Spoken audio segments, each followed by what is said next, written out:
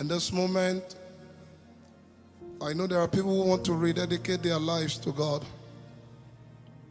Wherever you are around the world, can you place your right hand on your chest? Say, Lord, today I trace back my steps to you.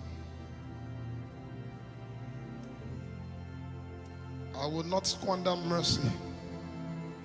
I will not squander mercy. I will not take for granted your mercy and squander it. Not alone will I honor you with my words, but with my body, with my life.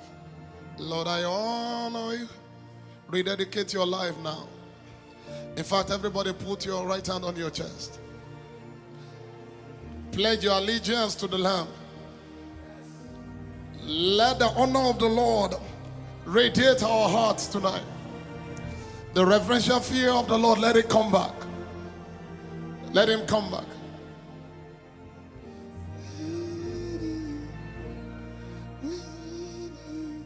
Please, somebody talk to him.